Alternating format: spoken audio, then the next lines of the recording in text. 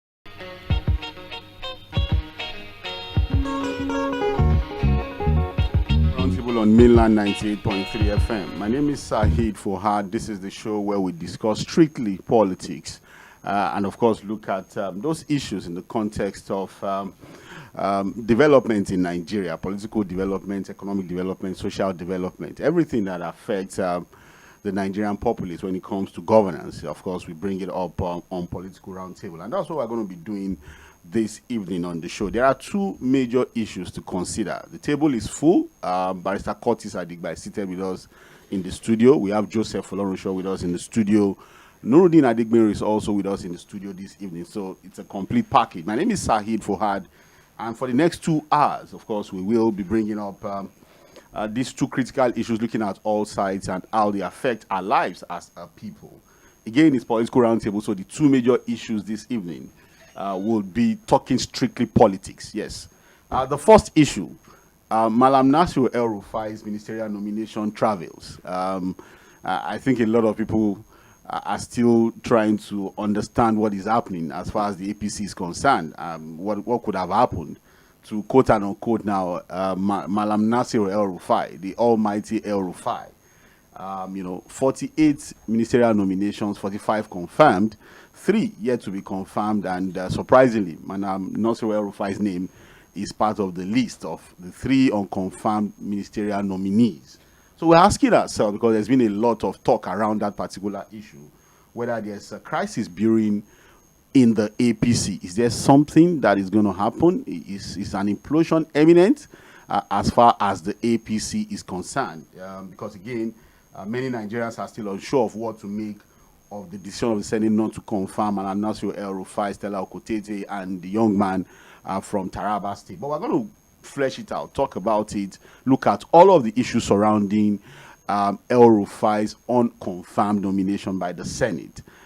Nothing is sure yet. There are reports that he has said he's no longer interested. But there are people who have also told us that, look, his camp has not said that. There's no official statement from his camp or from Malam Nasir El-Rufai himself to the point that he's no longer interested in becoming a minister. We're going to get to that particular conversation. And of course, the second one, there's no reason why we should have a 2-hour political conversation without talking about the problem or the issues in Edo State. Edo 2024 is upon us. We have about less than 2 years for the elections to happen in Edo State. I think sometime in November 2024, the elections, gubernatorial elections in Edo State would happen. And that is already bringing up its own controversies and conversations. The governor of Edo State, Godwin Obaseki, and his beloved deputy, Philip Shuiabu, are already at loggerheads. We've seen court cases, we've been seeing allegations and counter allegations, and we've seen statements and counter statements as far as Edo State is concerned. So, Edo 2024, what are the real issues between Governor Godwin Obaseki and Comrade Philip Shuiabu, his deputy? What are the issues? Is it just politics? Is it about personal ambitions? What exactly is going on as far as Edo politics is concerned between the governor and his deputy? Because of time, we're going to go straight into the issues this evening. Again, the show is interactive. It means you can be a part of the conversation by watching us live on Facebook. We're on Facebook at Mainland FM 98.3. You can watch the show live because we're streaming live, and you can also drop your comments and contributions as far as these two issues are concerned on our Facebook chat platform. Be sure that I'm going to take all of the comments on our Facebook platform. The same thing for our YouTube platform, Mainland 98.3 FM. You can watch us on YouTube and also drop your comments there. Of course, when we start to take calls and contributions, I'll read out all the comments from both platforms. Facebook, Mainland FM 98.3, YouTube, Mainland 98.3 FM. We are going to open up the phone lines pretty much when we start to, of course, take phone calls. 09136000410. Just keep the phone number. So when we open the phone lines, we're also going to take calls from our phone platform. So, but let's just go straight to business. Good evening, Barrister Curtis Adigba. Nice to have you in the studio this evening. Thanks for having me. All right, we have Joseph Olorusho from Edo State. We've had a pre-program conversation as to what is happening in Edo State, but don't worry, we're going to get there. But it's nice to have you in the studio this evening. Good evening. All right, we have Nuruddin Adegbenro. He's not from Edo State. He's not also a member of the APC, but of course, I'm sure you would have a lot to say about what is happening as far as El-Rufai's nomination is concerned and the politics in Edo State. Good evening, Nuruddin. Good evening, and good evening to our listeners. All right, so let's go straight to business. Like I said, many Nigerians are still unsure as to what to make of the decision of the Senate not to confirm 3 ministerial nominees from the 48th sent by the president for confirmation in the Senate. And of course, simply what they cited was security checks, that there were still security concerns, there were security checks, and 1 or 2 petitions against these nominees. However, of the 3 nominees, the one that has generated the most controversy and sent tongues wagging is that of the former governor of Kaduna State, Malam Nasiru El-Rufai. And it's obvious why everybody's talking about him. He's probably one of the most influential members of the APC alive today. So his contributions to the emergence of Asiwaju Bola Ahmed Tinubu as candidate and president in the public domain. Of course, he was in the trenches with him. He fought all of the battles with him. Remember that El-Rufai opposed the plan of the former national chairman of the APC, Senator Abdullahi Adamu, to retain power in the north.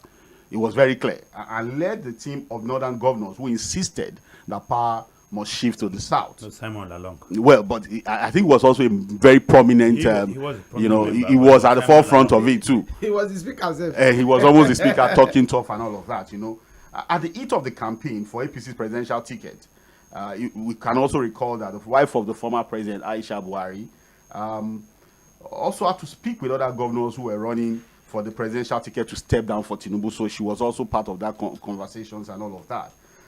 So then, of course, in October 2022, if we recall again, Bola Ahmed Tinubu had said that he would not leave the stage. There was this Kaduna Investment Summit that was held by El-Rufai, the government of Kaduna State, and I remembered clearly that President Bola Ahmed Tinubu, then candidate, President Bola Ahmed Tinubu had said that, look, he was not going to leave the stage until El-Rufai comes on stage to promise him publicly, to promise him that he would stay to work with him and rescind his decision not to work in the public sector as a public servant or as a politician or as an appointee. And so we remember all the drama. If it would be president, a contestant at that time was telling you that, look, I'm your guest, but you must come to promise the people that, look, you are not retiring from politics, that you actually will be working with me should I become president. And all of that happened. Now, we're not surprised eventually when his name the name of Malam Nasir El-Rufai appeared in the list of ministerial nominees. But we all saw what happened, the drama, the confirmation session, the screening session, when a particular senator from Kogi State, Senator Sunday Karimi, stood up to say that, look, we have a petition against the nominee and that it was on security issues, security concerns about the nominee. Yes, El-Rufai himself that said that he wanted to speak to that petition. He was ready to speak to it and defend himself. But, you know, the Senate President, Godswill Akpabio, said no, it was just for screening, that the issue of petitions were not meant for the screening session, that was to be directed to the appropriate quarters, and that would now determine confirmation or whether the confirmation was going to be withheld. So whatever that is, we were all living witnesses to what happened when El-Rufai appeared before the Senate floor. But what is our concern? Our concern this evening is this: what is happening in the APC? There are people who are saying that, look, if Nyesom Wike could be screened and confirmed with all of the bags and baggages around him, what could have happened to an El-Rufai that enjoyed the confidence of the president, that was a close associate to him?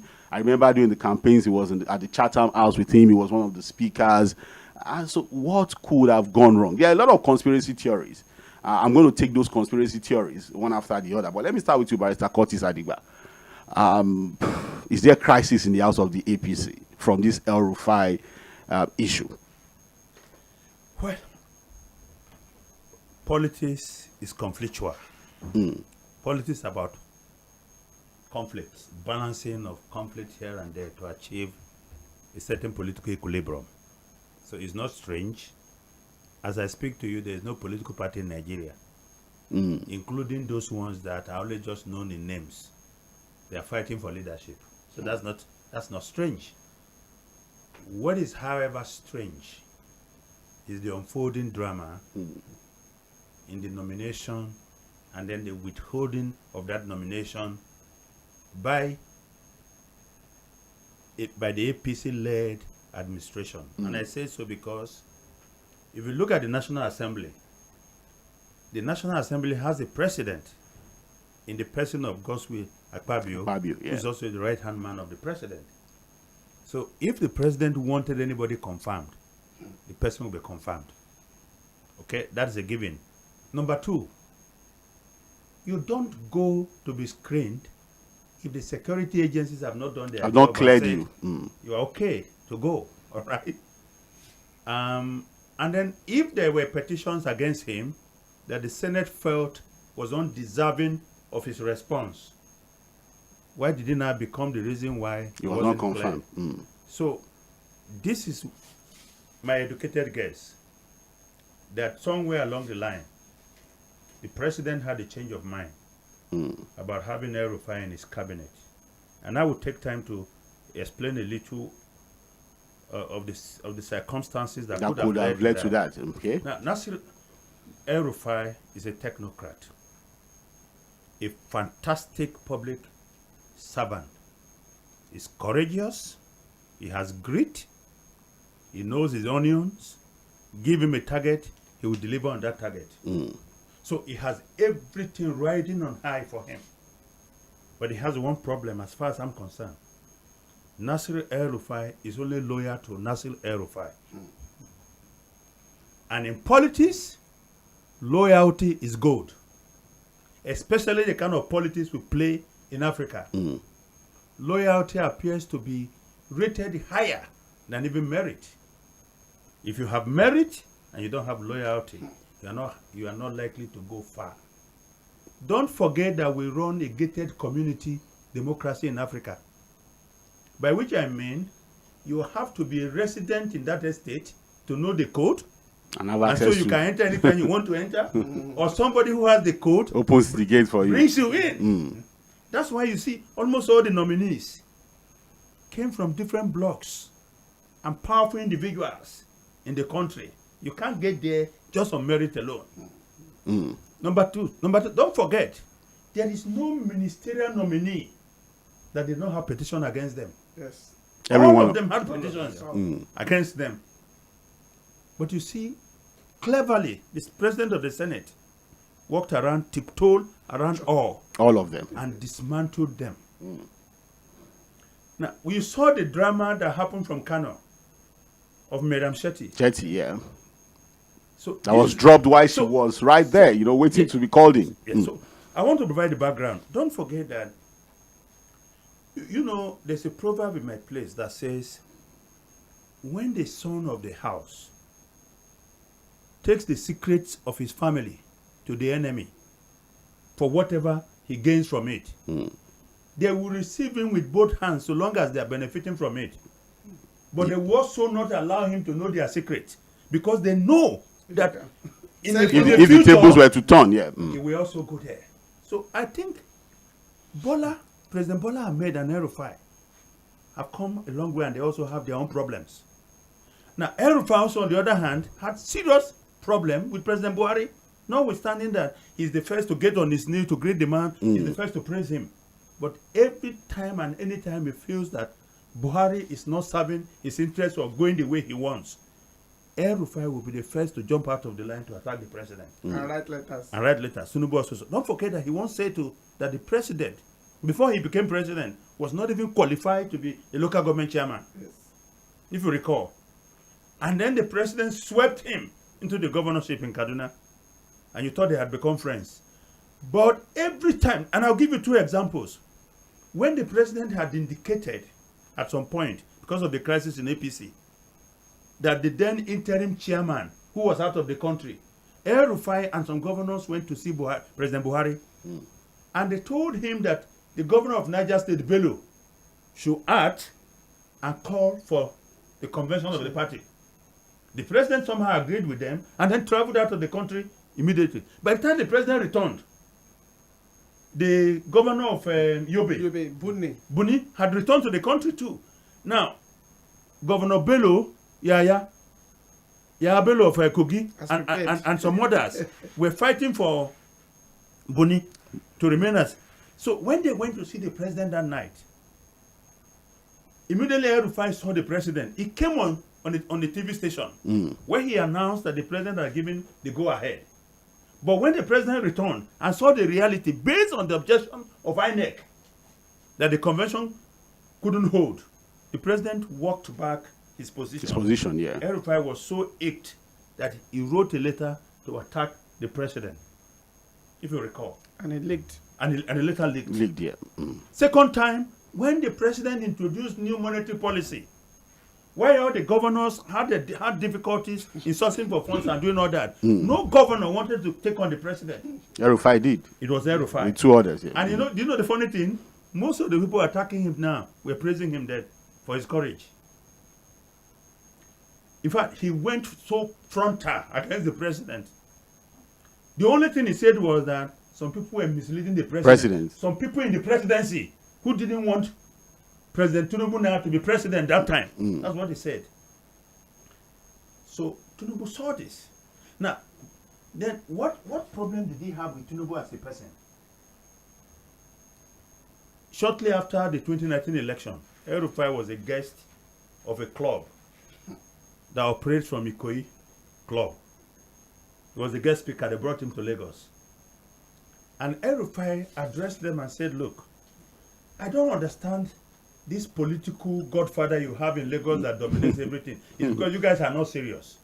He said, of the 6.7 million voters in Lagos, yeah, less than 1 million elected a governor. That means if you are able to bring out 2 million voters, you dismantle this so-called godfather. Tinubu picked it. He kept it in his left hand. He didn't eat with it so that he will not forget. Now, in the run-up to the party primaries, initially, Nasiri was wavering. Yeah, it was between He didn't come out. yeah. And at some point, somebody asked him if he'll be willing to be a deputy to the president. And he said, no, he cannot be a deputy to him.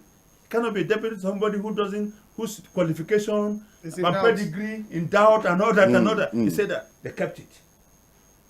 But you see, they played smart politics. They knew they needed him.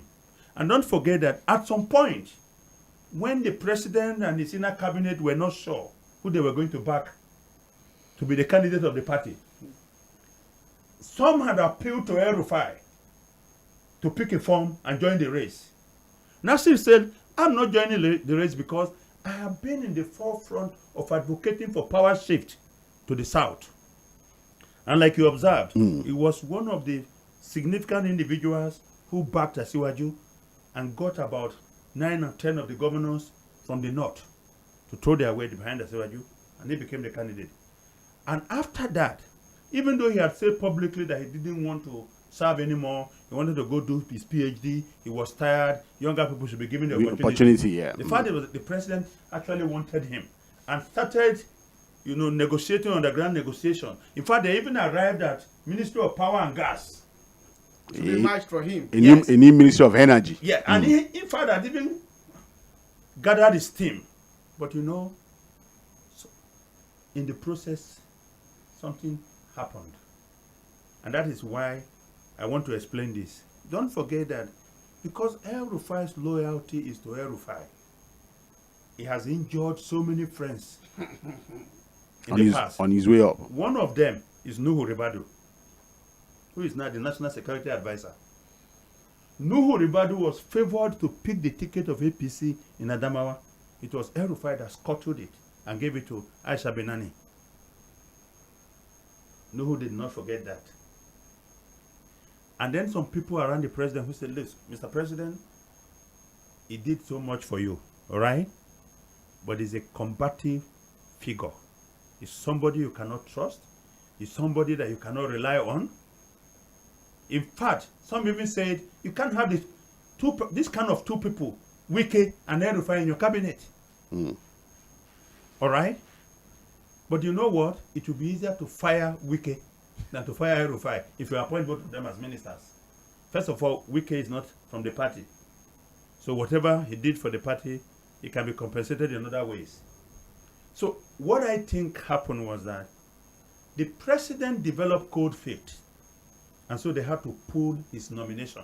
And the way to pull that nomination is to say the security did not clear him, which is an amorphous kind of thing. What exactly did the security say he did? Don't forget this was a two-time governor. Don't forget that this same man was penciled to be chief of staff at some point. At some point, yeah. Don't forget that he was also penciled to be secretary to the government. At some point, Two positions that didn't need confirmation from the Senate. So what you see here is dry, extra hardball politics. Hardball politics is when the orchestrator of the action himself is looking uninterested. As if it's a neutral party. And allowing those below the full soldiers to play the game. So we have now been told that he failed the security clearance, which means the president has nothing to do with it, and the president couldn't compare the Senate to but I can tell you, if the Senate that confirmed someone with two credits, the Senate that confirmed someone who said he did not believe in him in his country, I said they were morons. Then they were morons. Do you understand?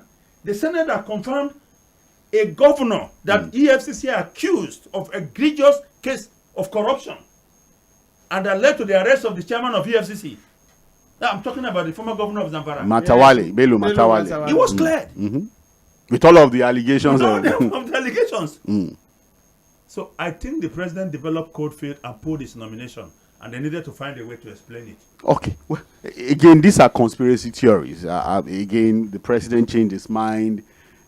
All of this is still left to the fact that, look, there are security checks, and that's the reason why he's yet to be confirmed. It has not been taken off. His name has not been removed. But like Mr. Curtis said, sent you a video, yes, I saw the video. You saw what he was saying? I saw what he was saying. The president is the one begging to work with him. What he doesn't want to work with him. I had to even send it to a northerner to help me interpret, so that we can understand the context by which El-Rufai was granting that interview. But let me go to you, Nuruddin. Where does this leave the APC? Because whether anybody likes it or not, in the Northwest, one would agree that El-Rufai has that influence. Like I said, he's one of the strongest members of the party today, if anybody likes it or not. Yes, I agree that there's a lot of talk about the conspiracy against him out there. There are people who have even said that, look, There's no way these security checks or security report against him could not have passed the table of the National Security Advisor. That even the Chief of Staff was aware. In fact, there are also people speculating that, look, the same petition was given to the Kogi State Senator, Sunday Karimi, by the Senate President himself. And that was why it was easy. It was easy. In the morning of that. Again, these are all theories out there. They told him to take a bow and go. And that was why it was easy. As soon as Sunday Karimi, raised his hand, the Senate President just called him and said, okay, you can talk. And when El-Rufai was to defend himself, he said, no, don't worry. We'll sort it out only for, the result to come out and then 45 confirmed. A big member, like, an influential member of the OPC like El-Rufai is left pending. What do you see? Are we already seeing a presidency that is different from the president, like we saw in the last administration? Because that's what people are now alluding to. That, look, we now have a presidency. We're now having a new set of cabal working on their own. And then we have the president who is also trying to balance out. Have we already seen a replication of what we saw in the last administration? And what would that be? What implications would that have as far as the APC is concerned when it comes to the unity of the party? Well, out of the 4 reasons that the man was not confirmed, I think Master Curtis has dealt with one seriously. One of the other one is this. I stand to be corrected. Out of those politicians that come from the north, I'm not talking about northwest now. I'm talking about north central, northwest, and northeast. The north generally. That have served in any political position from 1999 till date, that is still in the system. Or out of the governors that have ruled for 80 years from the north as we speak, I stand to be corrected. If you want to pick on brilliancy, policy makers that understand its blueprint, I don't see anybody ahead of El-Rufai. So even there are some certain people that believe, even in the country, entire country, there are some certain people that believe that on that basis, the way it's going, there is no way. If you want to base it on tax and how you are going to deliver, even if you have the president and you didn't like him, you will later like El-Rufai because he's going to deliver. In fact, the template of Abuja today, you cannot write it without mentioning his name, and that is what they are building on. On this, there are some certain people that initially they don't want him around the president, and let me pick this one very clearly. From 1999 till date, the only president that did not allow, that was Kaba, but that did not allow the Kaba to function very well is Eborau. Around as a single, whatever that happened within that particular administration, it should be related to him. He's in charge. We remember when this Minister of Information now want to turn himself to God because he come from Abeokuta. He asked him the second, they just call him, I'm sacking you tomorrow. He's the only one. During the time of Umaru Yar'Adua, that was Kaba. During the time of Jonathan, Kaba. In the presidency. During the time of Buhari, Kaba. Now, don't let us deceive ourselves. According to the feelers we are getting, according to the sources we are getting, already it has been created. Where it's going to leave APC is this. One, we are not talking about sentiments here. We are talking about politics. Because some people say, what is El-Rufai? Is it not just one? One thing there is that El-Rufai representing a lot of power block in the north. Not only north central, not only northwest, everything combined together is representing a block. Then in the religious angle from the northwest, northeast, and north central is represented, especially in the angle of Isala. Is a big, is one of a big voice for them. Yeah. You will be able to know how come that when Emir of Kano was disposed, it was only El-Rufai. It means something. That's true for him. That's true. And don't forget, Emir of Kano is the head of the Tijaniya in Nigeria, and that is the largest Islamic sect in Nigeria. That's a religious angle to it, and they are friends. Yeah, and it's not even their friends alone. The former emir, that's Sanusi Sanusi. So that one is another thing. Then there are some certain ulamas in the northwest, because two things put northwest to be so distinctive.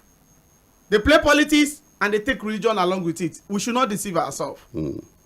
So there are some certain block. Then another thing again is this: the kind of links it has and the kind of tentacles that he has created over the years is one of the things that APC going forward have to check very well, one way or the other. And another thing again, the angle of Hausa Fulani in the northwest and the northeast. One of that blocks too, El-Rufai represents them, and that was the reason why he was the only one that could face Buhari. None of them, not even the governor of Katsina State that come from his state, would confront him the same way. And one thing there you can't take away from El-Rufai is this: El-Rufai is so bold, he can talk to anybody. Just like Barrister Curtis said, he's only loyal to himself. He's only loyal to himself. In fact, do you know that there is no governor, although there are a lot of governors that are having Muslims as their deputy, he's the only one that tried it, that even come out and said, I will not just try it. Even when I leave office, anybody that is going to take over from me, I'm still going to do it. And he did it. That he doesn't even care, even if he lost the election. And one thing there is this: El-Rufai himself could have a lot of baggages, but I can tell you, the issue of that security checks, that is the reason why he was just dumped. For us that understand politics very well, and with that was just an excuse.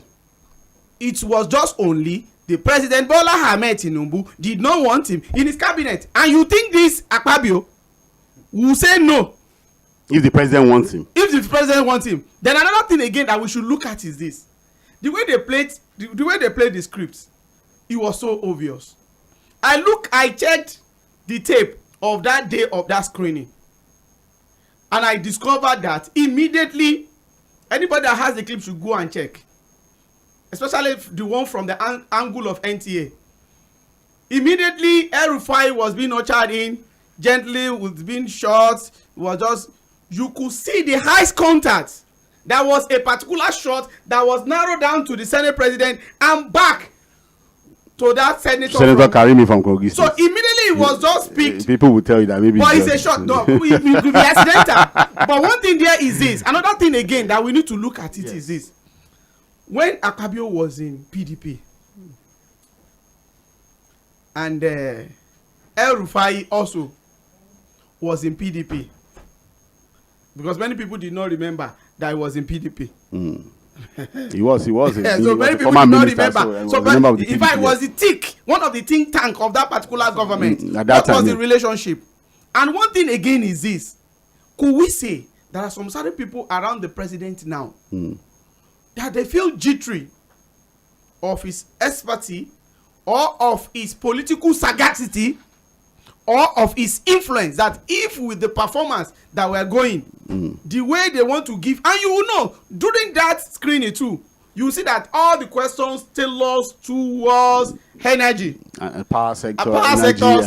So you should be able to know that for him to be on that list with all the ruffle fight that Sheikh Usoni in Kaduna said have thrown at him, and he still make that particular list, and he was to be screened. Initially, it was a part of the situation. But one thing there is this. One of the reasons why El-Rufai that I know, all the reports that he has said he's not going to be part of it, it is not a rumor.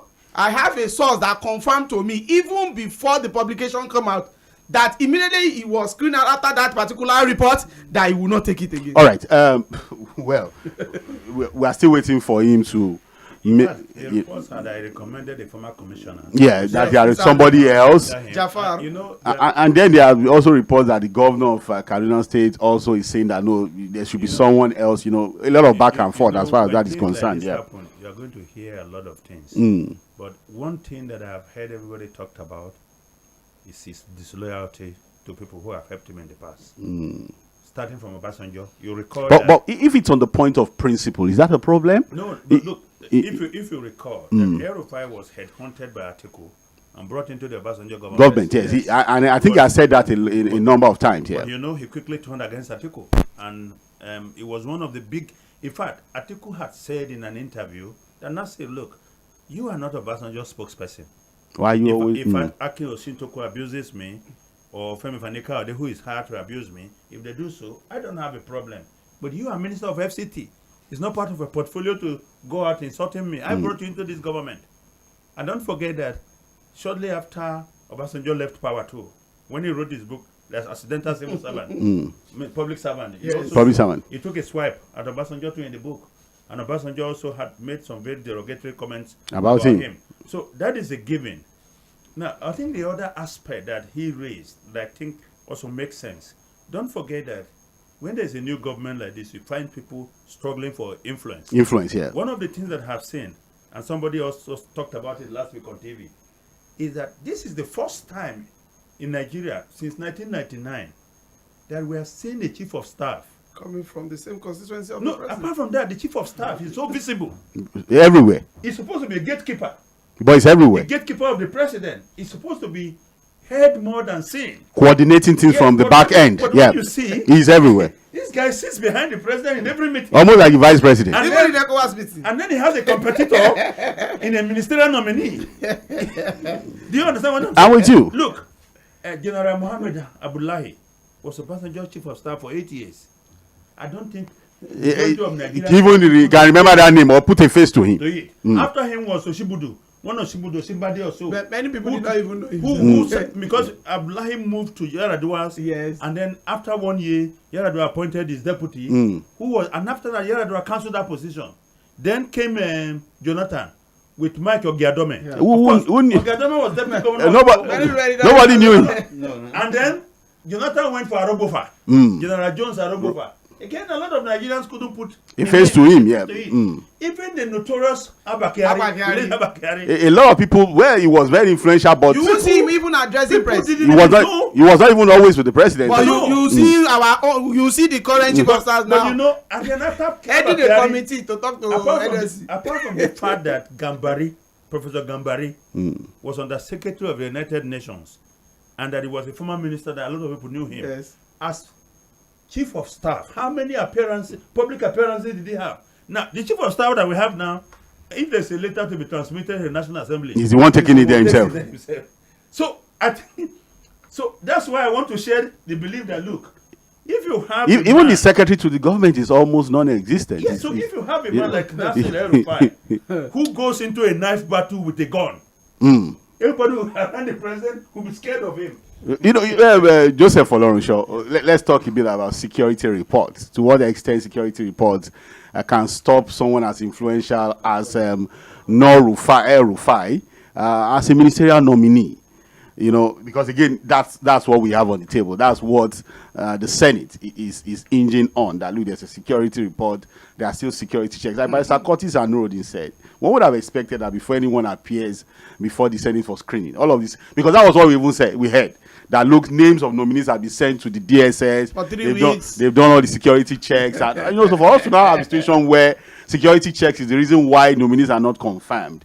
Do you also want to go with Barrister Curtis Nuruddin that these were just excuses that indeed El-Rufai was going to become a problem and we're already having a cabal who were not comfortable having him around? And where does that put President Bola Ahmed Tinubu, who a lot of people had thought that, look, the way he ruled in Lagos, he was always on his desk. Everything stopped and, everything starts and stops at his desk. Are we seeing, is it the national politics that we're talking about that can consume a president? Is that what we're already seeing? Well, Fuad, first, I felt you behind Barrister Curtis that El-Rufai is loyal to one person himself. Then the second one is, I am saying that if this Senate president is not impeached before the next, before 4 years, this Senate president or this Senate will mess up the president. The reason is, I am not seeing them be very diplomatic. It's as if, in an exam, if you want to help someone, the person needs to be brilliant in that exam, so that when you pass something, he knows how to quickly color it and push it there. You know, the issue that caused one problem was let the poor breathe. The first that comment come from the president. Yes. Now, Nigeria, the poor should let breathe. The poor breathe. When the Senate president want to do his own version of comedy, the poor should breathe. It causes a lot of issue. Now coming to El-Rufai. What about the tokens? Have you received your token? Yeah, your token. And we join a prayer, and then there are people who said it was even deliberate. Leave those. So now coming to the issue of security. Assuming if someone want to work for you and is smart, you can pass a message to him. He will sit down, work on that message, and know the way to deliver it or present it, so that nobody will even know that it comes from. So Nigeria, we are very cerebral in terms of, we are very brilliant people. So when you are saying that El-Rufai was not clear for security reason, you are not talking to people who cannot add one or two together and understand. During Buhari regime, Buhari administration, despite even when Habakari was there, El-Rufai goes straight to go and see the president. Yes. He's the one of the governor that will still. In fact, he will just go and meet the president, and so. Then if you now talk of the security issue there, you know the time of the Southern Kaduna. Yes. He make one comment that, despite what we have done for these people, they're killing us. Why did they still come back? So people are not, so it means that you know those people. So what we're saying is, I think they should sit down and tell us the gospel truth why El-Rufai is not clear. Because to me, it's as if El-Rufai, we know, is very brilliant, extremely brilliant. He will face the president and tell him nothing but the truth. Then secondly, the other one is this.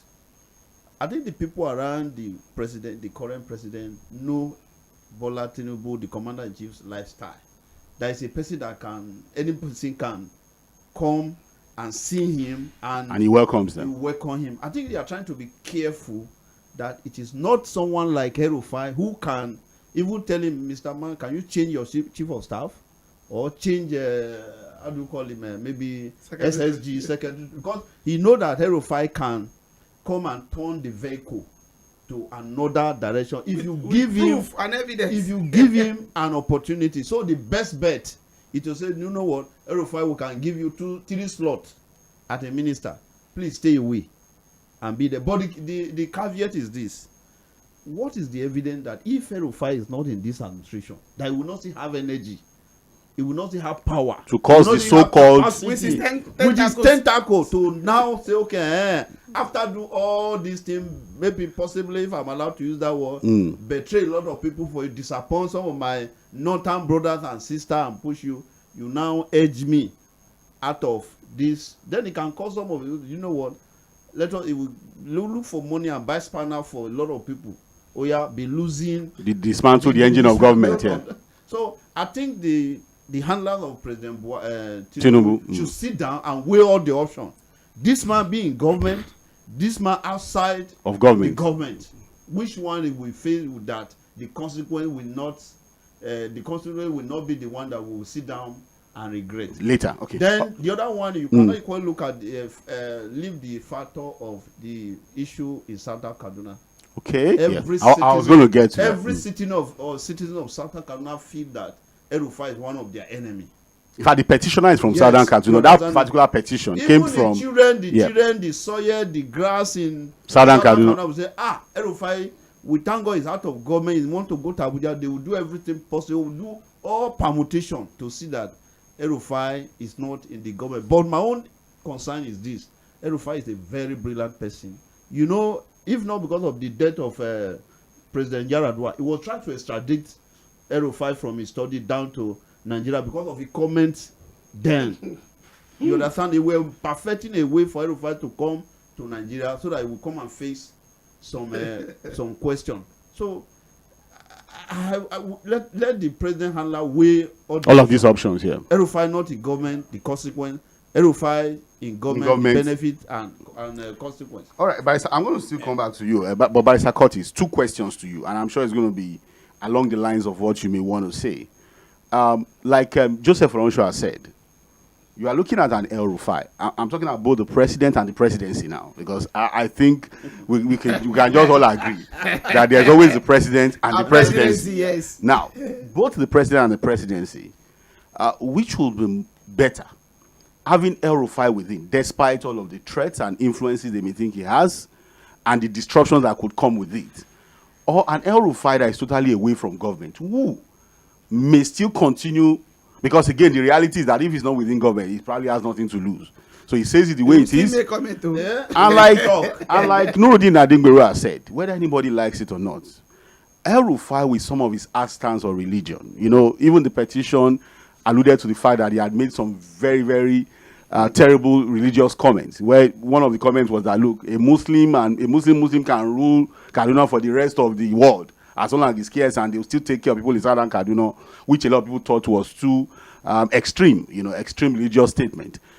But if you were to advise the president or the presidency, again, both of them, would you have said that, okay, look, accommodate this guy, and then expect to create a structure to tame him, for example? Or you leave him there in the wilderness, you know, to have all of the freedom to do whatever he wants to do? Or you think an El-Rufai who may, out of all of these frustrations, disappointment, just stay back, stay away from the government? Like he said, he wants to go for a PhD or something. He wants to, you know, acquire more education. Do you think just staying away completely? Or you think that, look, leaving El-Rufai to be out there away from this government could pose a serious threat and problem for them in the future? So my first response would be to the issue of the president and the presidency. I think this whole idea about the presidency and the president in Nigeria is a creation of some Nigerians. And I think the man that gave teeth to that was Babachi Lawal. Lawal, yeah. You recall when he was going out. Yeah. And other than that, the truth is that there's one presidency, and at the top of that presidency is the president. Everything collapses around the president. But like you also alluded to, Barrister Curtis, you said, look, until we started seeing, okay, no, I think it was Nuruddin that it was only Obasanjo that would have said, look, it was the president that took all of his decisions. Look, people will fight for power, people will fight for access, people will fight for visibility, influence, people will fight for influence. But that doesn't divide the presidency. The presidency is a unit, and at the top is the president. Everything works around the president. The chief of staff is his gatekeeper. He grants access or deny access to all the people walking around the president. But people coming from outside who want to see the president. Well, I'm going to lose track of the issues. Yes, I know. But by psychology, how do you define a cabinet where the president nominates a minister, for example? Or let us go back to the Buhari government, where you nominate somebody for confirmation as the head of the EFCC. And then within the same presidency, officials, appointees of the president wrote a letter against that nominee. Let me tell you. Don't you think we have the president and the presidency? Let me tell you, no. You see, the president is the head of the executive. Yes. It doesn't mean that all executive offices are under the president. Yes. Okay.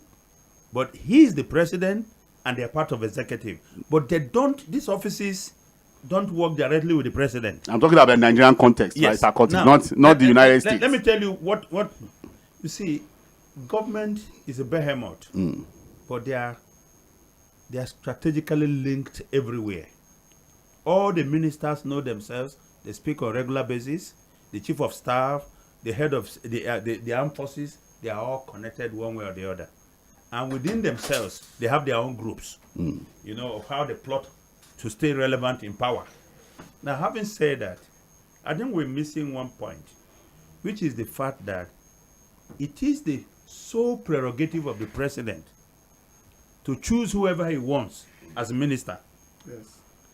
And two, that nobody, no matter how brilliant the person is indispensable and must be in that cabinet.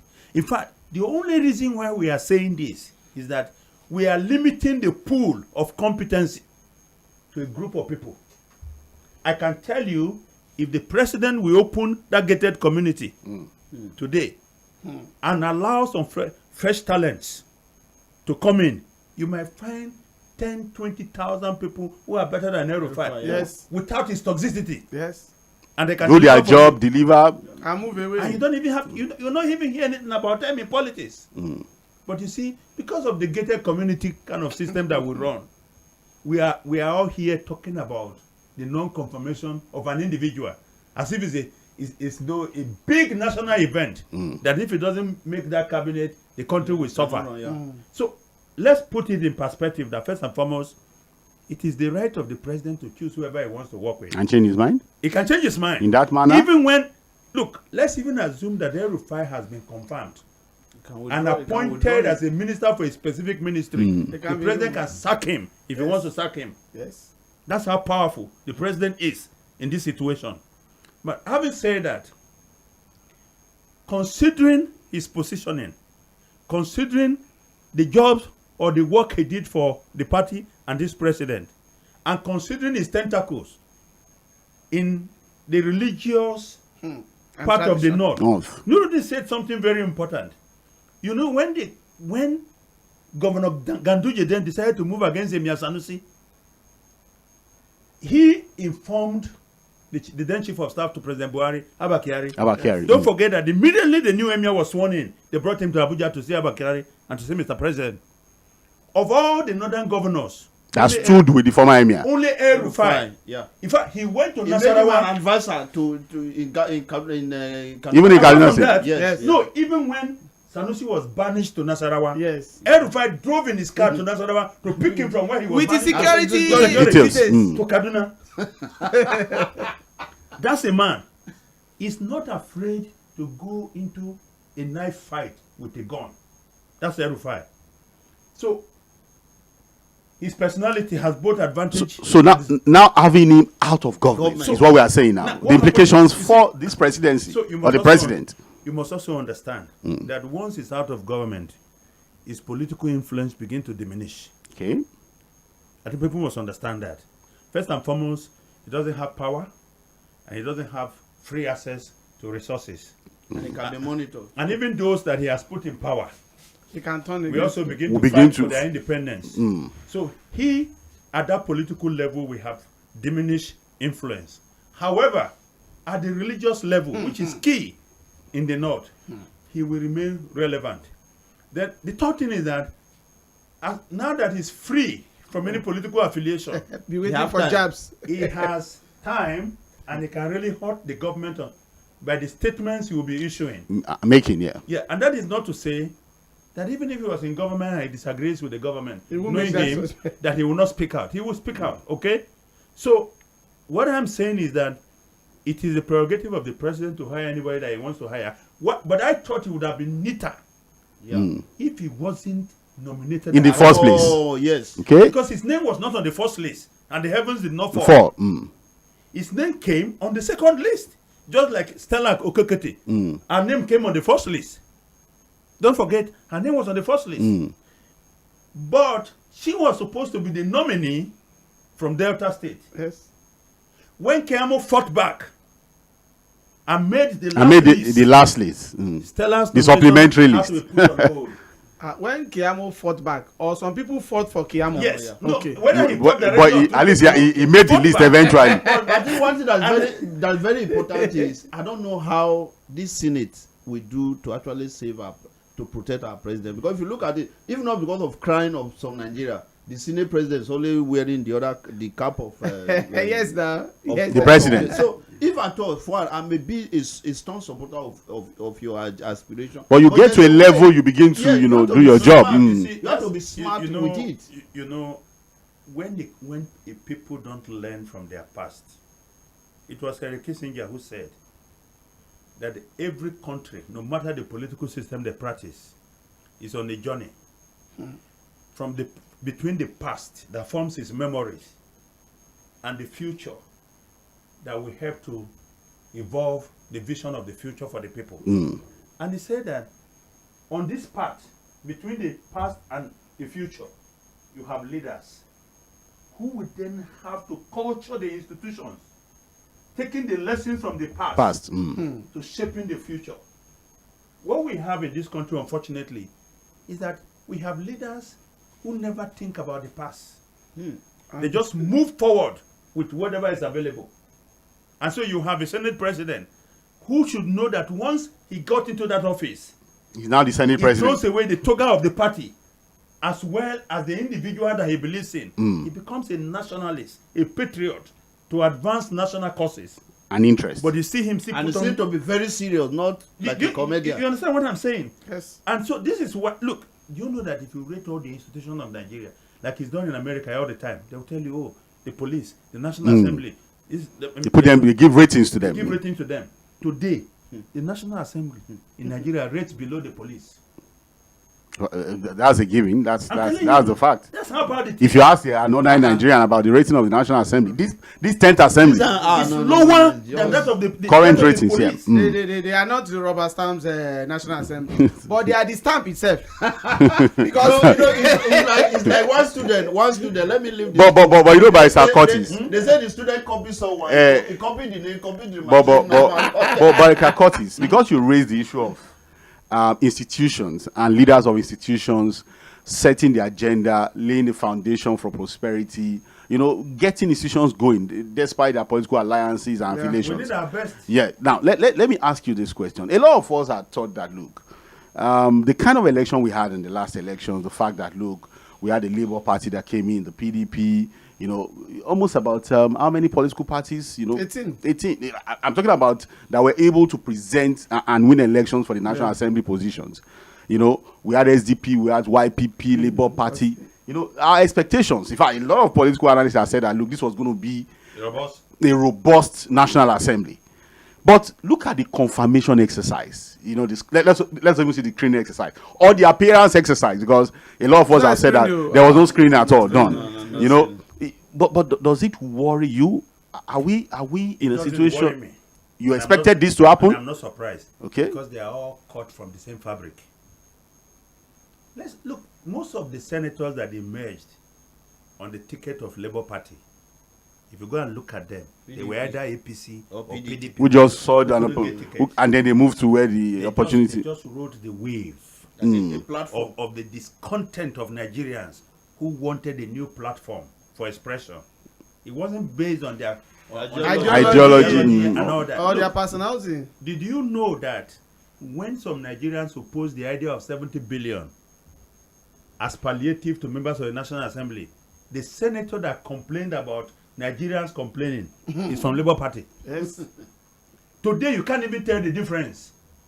Did you recall that while they were campaigning for the leadership of the National Assembly, there was a Labour Party candidate say, from the East. I love so person and all that and all that. Yes. Today, there's compatibility of interest in the National Assembly.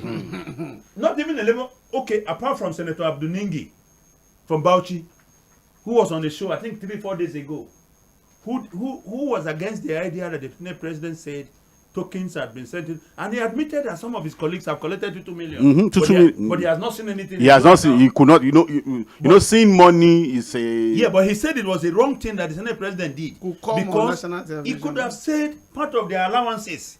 But when you say it's a token, it's like as if there's one extra money coming from somewhere. So don't expect anything different. You're not going to have a National Assembly that has Labour Party, PDP, or YPP or anything. You are going to have a National Assembly that is joined at the waist by interest. All right, let's move to the second issue on the roundtable this week. It's a political roundtable, Mainland 98.3 FM. My name is Sahid Fuhad. We have Joseph Florenshaw with us in the studio. We have Barrister Curtis Adigba in the studio and Nuruddin Adigbero. And together we've been looking at the first issue on the roundtable this evening, El-Rufai. The implications for the APC is crisis brewing already. The fact that, look, such an influential political figure, a member of the APC, as his nomination stalled on quote and unquote a security petition that was written against him. And I think we've been able to dissect it properly that, look, as it is, the APC would have to really look at his options, whether to keep him within or keep him without. Whatever it is, there are implications for not having El-Rufai in this government. But we'll continue to, it's a developing story. Like I said, it's not yet over. It could still emerge as a minister. Nothing confirmed yet. Not El-Rufai. Not El-Rufai again. No, but again, they've hurt his ego. Not and if you know who Nasser is. El-Rufai is. Okay, so let me say that all of the analysts on the roundtable this evening have said that, look, El-Rufai is over and done with as far as ministerial nomination under President Tinubu is concerned. We'll see whether that is what would eventually happen. I expect a comment from him any day. That comment may be very short. No, he won't talk until the government starts working. Okay. So and it's going to be punchy. Okay. Short and straight to the point. No, it doesn't hide on that. Let's go straight to it. Again, we are streaming the show live. Mainland FM 98.3.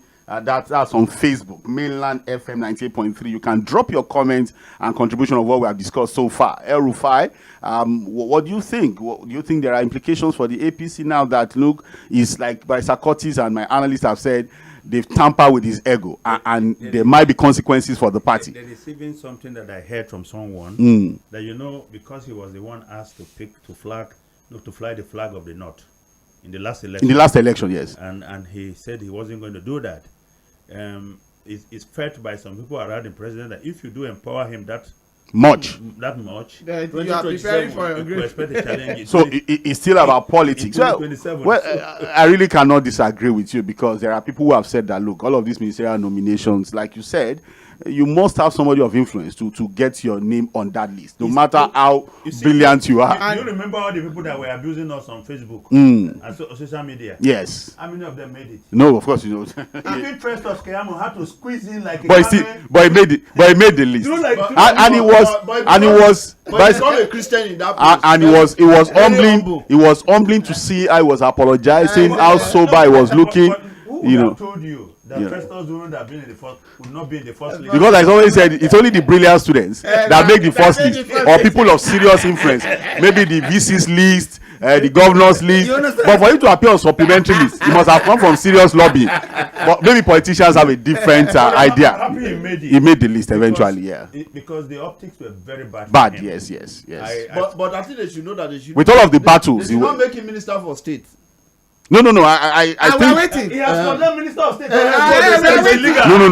No. With 48 ministers, I think the feelers we are getting is that new ministries will be created. We now have 48 ministries. And we want to cut costs. Look, we already have 48 ministerial nominees. 3 not confirmed yet, 45 confirmed. That is 48 ministries. That is we will now cut costs. And the constitution provides for not less than 24 commissioners in each state.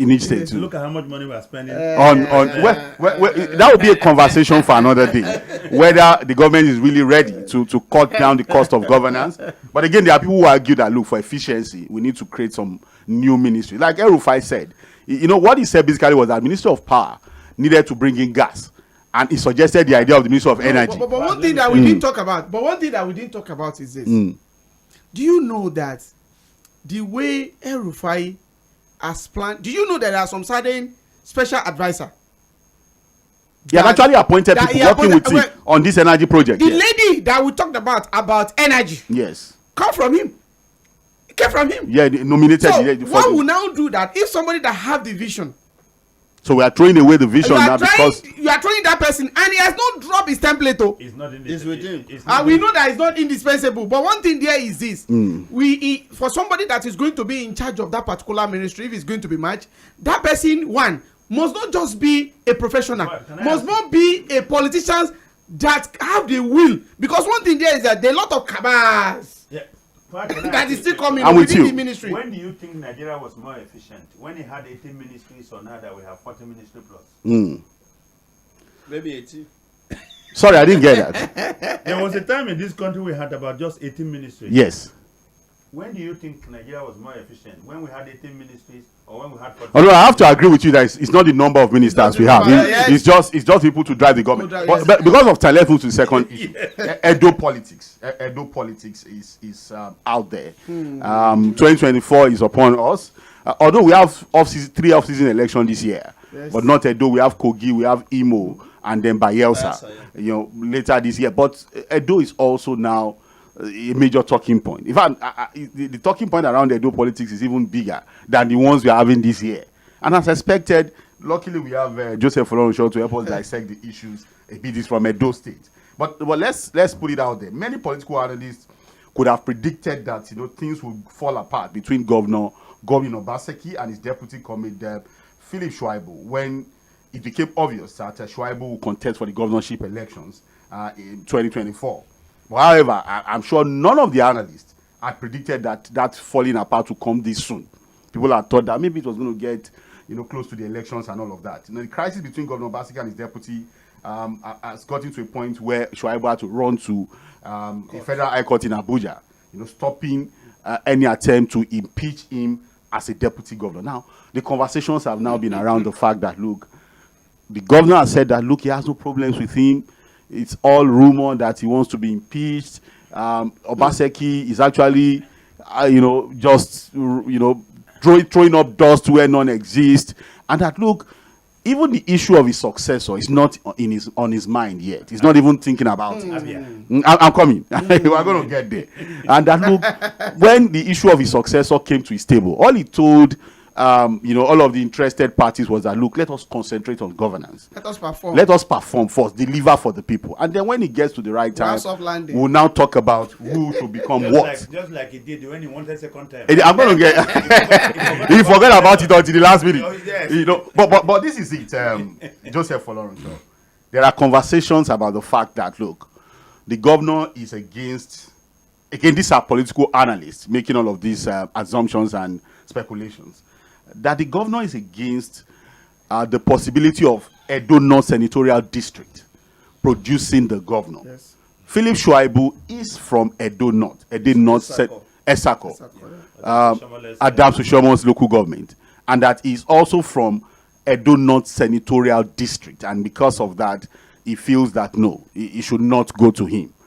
And that is favorably disposed to the idea of the governorship going to Edo Central Senatorial District, because he is from Edo South Senatorial District. Now, this is the calculation for those who are saying that. From 1999 till date, let's just limit it from 1999 till date. Lucky Benedion ruled from 1999 to 2016, 8 years. And he was from Edo North. He was from Edo North. No, 1999 to 2007. 2007, sorry, 8 years. He was from Edo North. You have Osumbo, Professor Osumbo. Briefly. I think he was from May 29, 2007 to 2008. Yes. It was just a little over 1 year before the courts did what they did. And then, of course, is from Edo Central. Now, Adams Oshomola came in 2008 and he ruled till 2016. That's 8 years. From North. From the same, from Edo North. Yes. Now, Godwin Obaseki is from Edo South. So what we are saying is that, look, there are people who say, look, the governor wants it to go to Edo Central because he feels, look, Edo North handed over to me. I am from Edo South. And so I want it to now go to Edo Central for sake of equity and fairness. But there are also people who think that, look, politicians, when it's their personal interest, that is when the issue of equity and fairness comes in. Remember, Joseph Folorunsho, before we came on the show, I told you that, look, if it's about equity and fairness, there was Edo South before Edo North came in, and then Edo Central. So he would have said that, look, because there was Edo South before, let Edo Central have it before I now come in. But whatever it is, I'm going to start with you, Barrister Curtis Adigba. Did you see this coming? Are you surprised? Do you think this is... No, let's just look at the three issues. Personal interest, that is there anything wrong with a deputy governor? Trying his luck to become governor, really. Is there anything wrong with that? Or do you think that, look, the deputy governor should have been a bit circumspect to agree to the silent arrangement in Edo State, to zoning of these positions? Or you just think that, look, the governor just has his own idea and he doesn't want the deputy governor to become governor? All of them are playing games. Okay. My mother used to tell me that when a mother-in-law does not want the daughter-in-law and he wants to paint her bad before her son, you say, my son, you realize that the last time you killed that snake, your wife cooked it and ate all the legs and didn't give me. And snakes don't have legs. you understand what I'm saying? Yeah. Let's look at it this way. Adams Oshomola is from Edo North, right? Yes, from Edo North, yes. Now the senator. When Adams or Osomole brought Obaseki yes. from the south, Edo South. why did he have to make another northerner To be deputy. Deputy governor. Because again, we are saying that if Edo South are ruled under Igbenidion for 8 years. So what I'm saying is that if it's about fairness and equity, why did they not look from somebody from the center to position him to become governor? Obaseki, and then said, okay, you know what? In the interest of equity and fairness, let the when deputy Obaseki come from Edo Central. Central. Out, this man will come in. But that wasn't the calculation. And you see, don't forget that when Shuiabu was fighting on Shomole in support of Obaseki, all of these calculations is not. it was also, again, he talked about equity and fairness. But we knew why he was doing it. It was just for him to get the support of his governor to become governor himself. So what you see here is hardball politics again. You see, when you want to make something acceptable to people, you cloak it in equity. There's always an excuse here. But beneath the cloak is the personal interest. All right? Now, again, don't forget that we live in a country where 99% of governors do not support their deputies to succeed them. Yes. We've had only, I think it happened only once in the country. Kano. Kano. They fight to the last And, battle. they are still fighting. Do you understand? Ganduje and Kwakwa. So- that one here even go So beyond this this. is what I think is this is what I think is the problem. Philip Shuiabu saw clearly that Obaseki Will not support. is not in his column.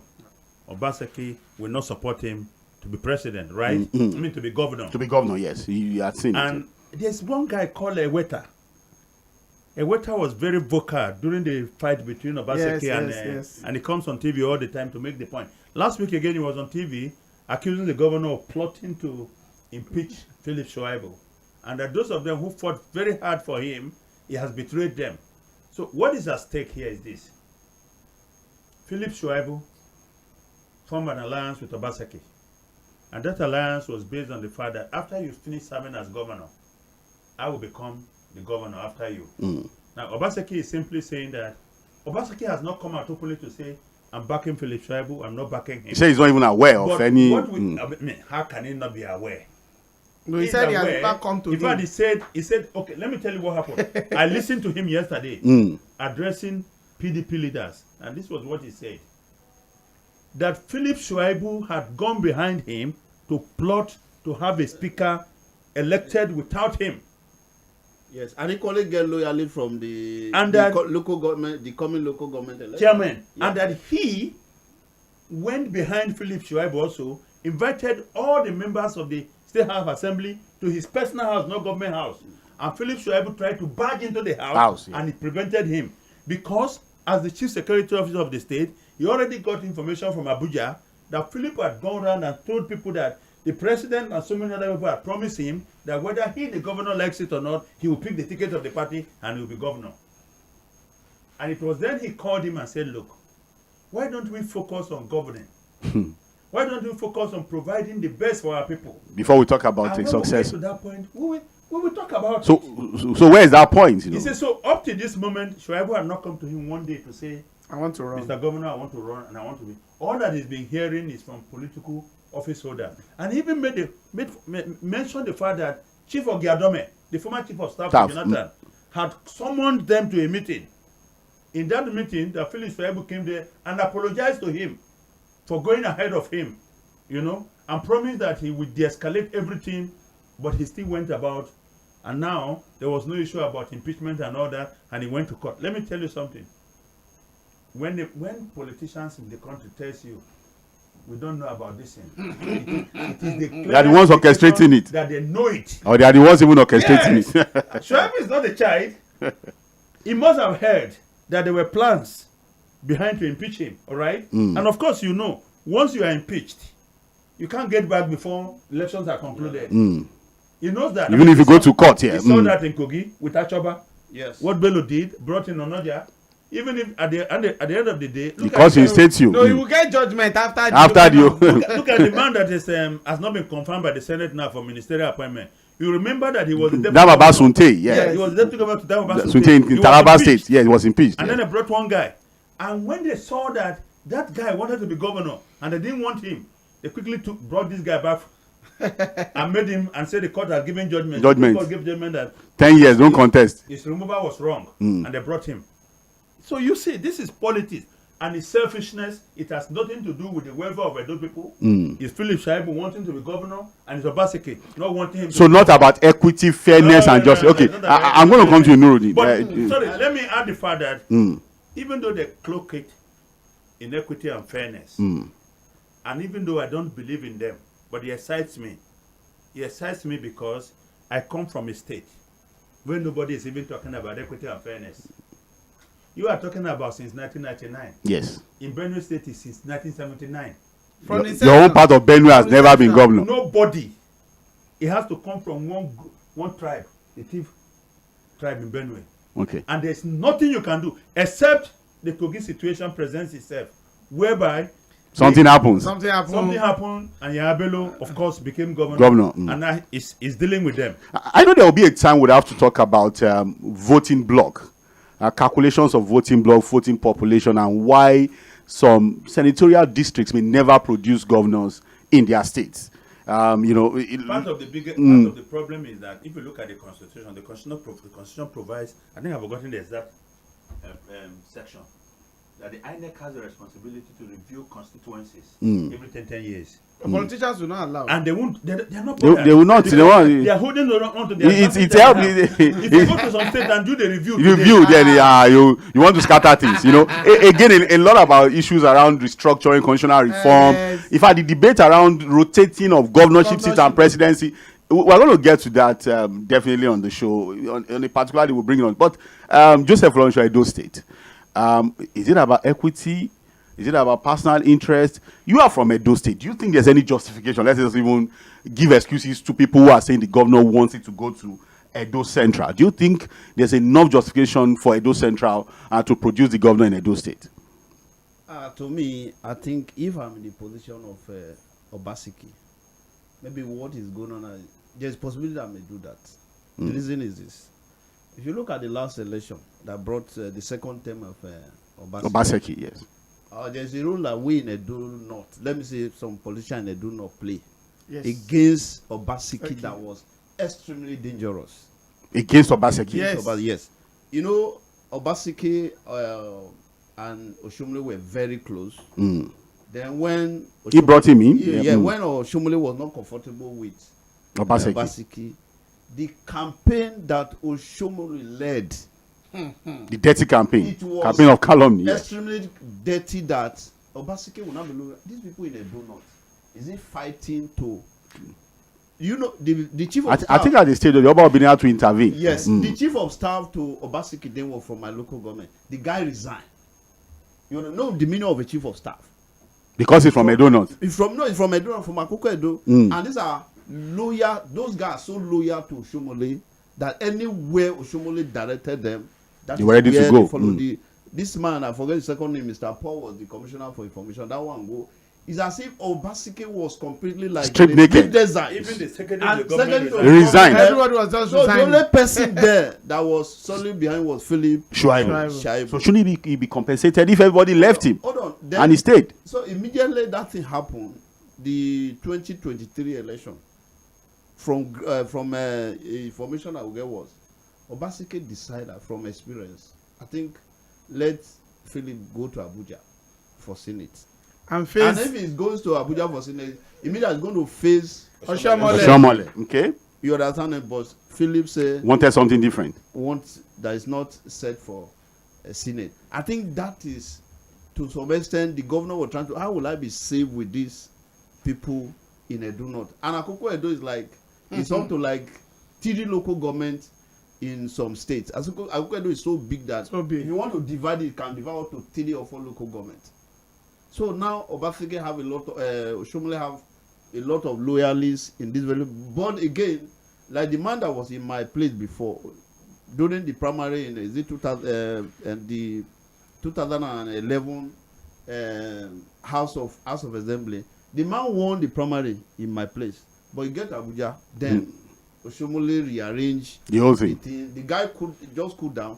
Immediately they won the election. The man rushed to court and said that it was the the candidate for Brown. So the court, it was member of the House of Assembly occasioned by court decision. So now when Oshiomhole was doing that serious campaign, Obaseki have to do all the diplomacy, and immediately he now entered. So the arrangement of north south. I think there's need for a change. There should not be north south. When south, central is sleeping, he's just thinking that if the governorship go to they do not again, it means that Philip is a very grassroots person. He's a grassroots person. If Philip get the ticket today and become a governor of Edo, 8 years is in fact he's sacrosanct. 8 years is sacrosanct. You understand? So I think Obaseki now look at it that in February this year there is a meeting that we had in Abuja, in Benin City. Some individual across the whole federation met in Benin and announced, okay, this is time for Edo Central. And the way they do Central before now, they have been playing their part. A lot of them are outside the shore of Nigeria. So people don't care if it is policies. I can get food and I'm okay with the little job. I think this administration have to waking them up. Say no, you cannot just leave. To north and south. Senatorial district, yeah. It is time for you Edo Central. What I will suggest, if I'm one-on-one with Phillips, is from all permutation, it's going to be very, very tough. Difficult. For Philip to succeed Obaseki. Although both of them say, Philip is not even talking now. Obaseki is just occasionally address the PDP member. From underground information, it's going to be extremely very, very tough. But again, Edo State politics is so difficult for to predict what people are saying outside, because the palace in quote is apolitical, but there is the body movement of the palace will not can speak. The body movement even speak more than so people look at the body language of the palace. Everybody is watching what is going on there. Looking at the palace. Tomorrow, the police. So whatever body language comes from the palace can change a lot of things. People are using one eye to look at the politician. They are equally using one eye to look at the palace. Because the palace will say, you know what? For peace, I need peace in my okay, state. let's just. I'm not a politician, but I think you people should sit down and do the right thing. While also giving some indications as to where the palace is. No, palace will not give, but people respect that palace. All right. Body language. Okay. Edo will not be like the current Senate. All right. Maybe information will be too obvious in the public. You remember the State Assembly crisis in Edo State? Yes. Where Obaseki had to, I think, had ruled for almost 4 years with nine House of Assembly members, because some loyal Oshiomhole left. They were ready to volunteer. Like Joseph Olorunso said, it was real serious dirty politics. Where chief of staff, secretary to government, almost strong political appointees were resigning because of loyalty to Oshiomhole. But you had a Philip Shuiabu from the same local government, from the same senatorial district, what you can call a political ally of Oshiomhole, standing with Obaseki, giving it all against all of his interest. And I knew the battle he fought in Edo North. They even made him to lose. For rights in his. No, so if you have a politician who gave his principal all of that support, do you think that it is bad politics? Do you think Obaseki is doing the right thing by now claiming that, look, he was never told he wanted to become governor? Why do you think, all of the fight against his own people for the sake of Obaseki, was it to just, allow the governor to now decide what will happen? Do you think, Obaseki is being fair to Philip Shuiabu, politically speaking now? Well, let me start like this. There is no politician in Nigeria that is putting the interests of Nigerians first in their calculation. It's just personal interest. The first one is personal interest. The second one is not even people. The third one is not even people. It's still personal interest. It's still personal interest. So the issue of fairness can never come from Nigerian politics. We can never come from them. Then two is this.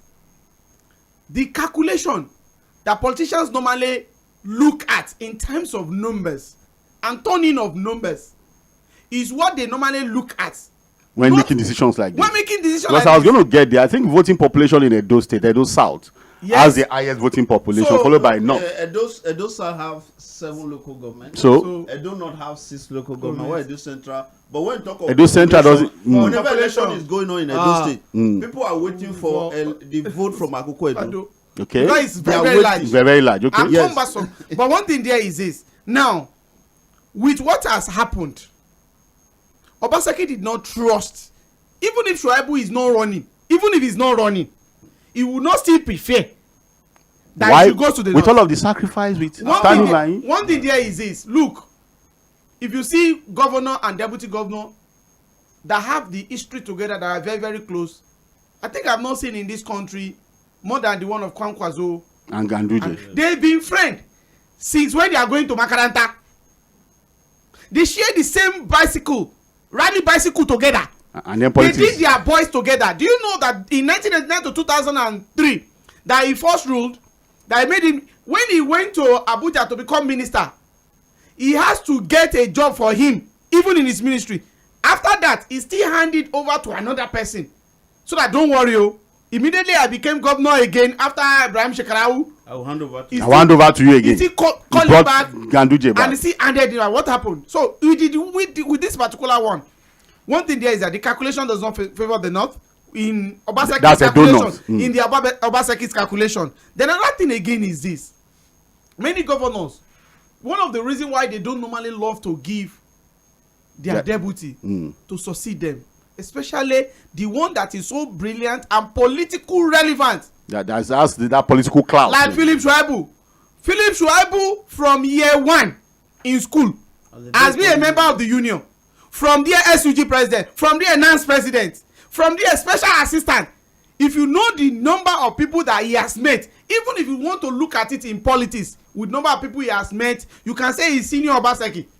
In terms of the politics, yeah. I'm telling you, so with what is happening now, he won't want to. Then another thing again is this: Obaseki himself, he wants a situation that the hegemony of North.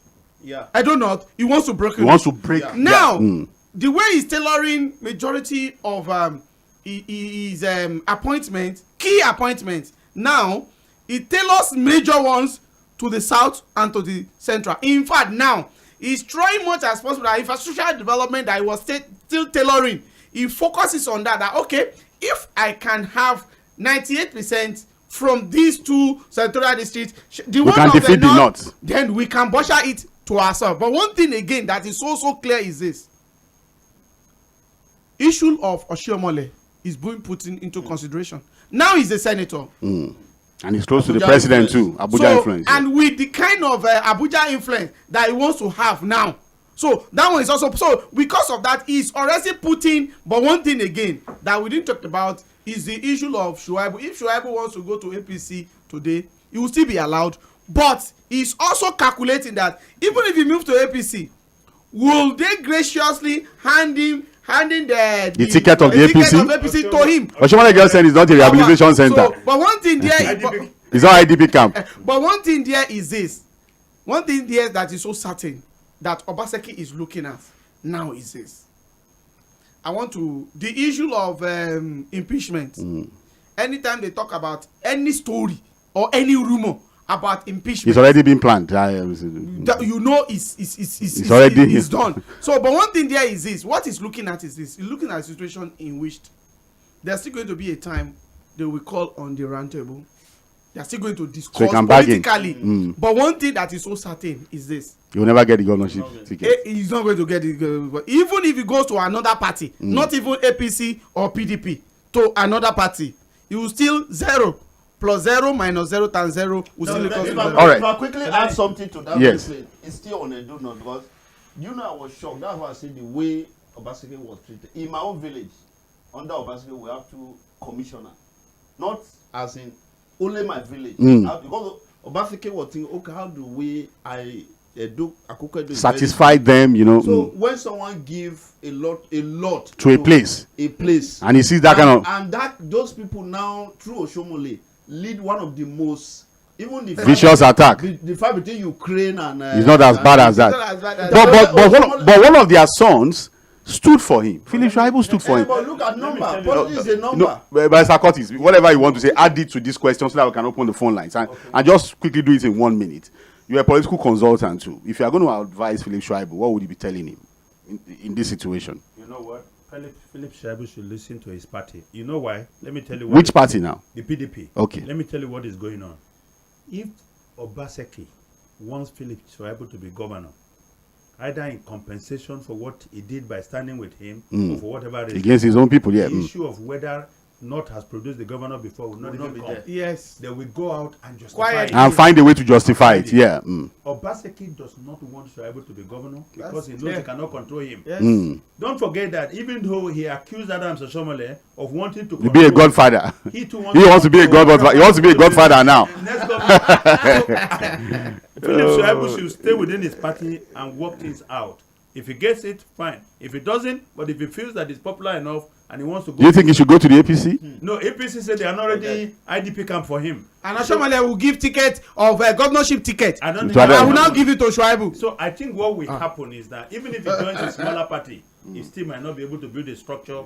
So he should just stay within the PDP. I think he should stay within. All right, it's still Political Roundtable, Mainland 98.3 FM. Yes, I think we've been able to really dissect and analyze the two issues we have. The El-Rufai issue, as a ministerial nominee, well, my analysts have said it's bye-bye. The El-Rufai will never come back for a ministerial screening under this government. Maybe in the future, but not. If you listen to that video that I sent to you, yeah, I listened to it. You know, was the one begging me to come, and but truly, he didn't want to. You didn't want to be part of this group. Okay, all right. Truly. So I think the second issue we have been looking at the Edo politics between Godwin Obaseki, the governor, and the deputy governor, Philip Shuiabu, and we've looked at all of the issues, the permutations on zoning, personal interest, the issue of a successor, godfatherism, and everything surrounding Edo politics. Yes, there's a governorship election happening in November 2024 in Edo State. So I will continue to follow the politics of Edo State the same way we'll be bringing up the off-cycle elections that will be coming up in Kogi, Imo, and Bayelsa later this year. The phone number is 091-36000410,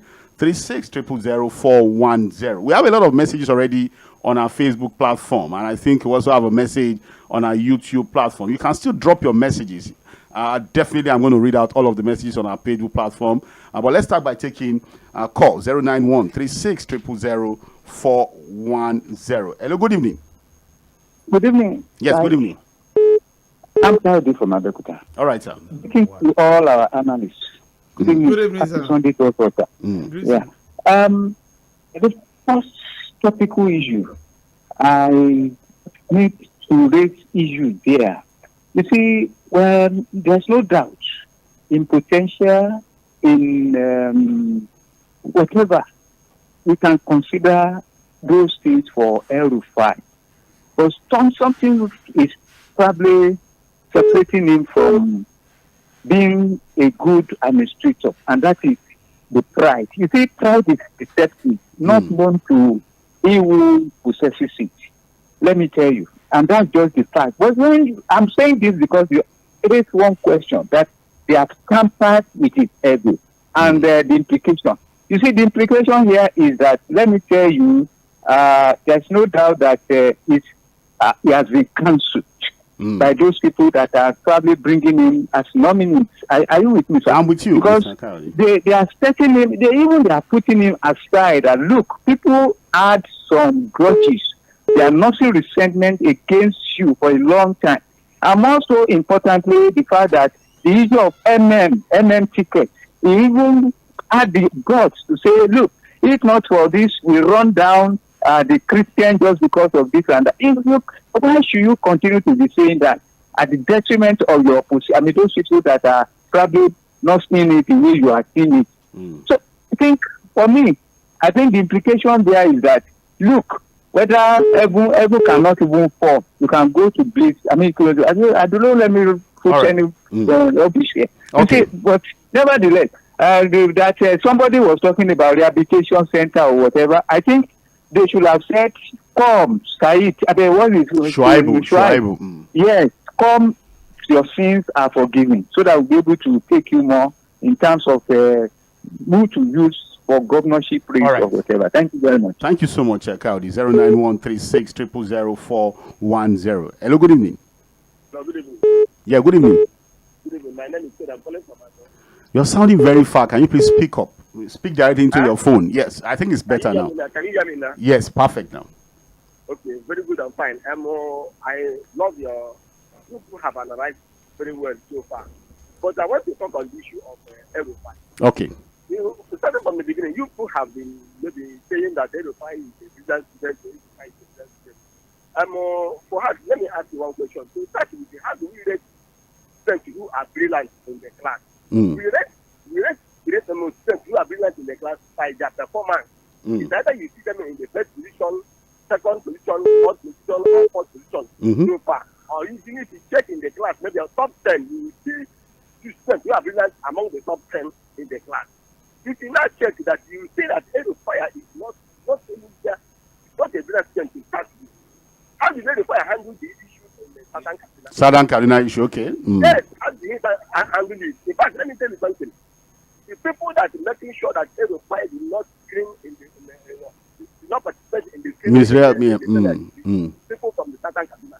So in a situation whereby somebody who calls himself a governor cannot handle an issue and make sure that he gets issues, make sure that he settles it for the people of Southern Kaduna and the rest of other people in the Kaduna for them to live in peace. How do you rate him as a great student? Okay.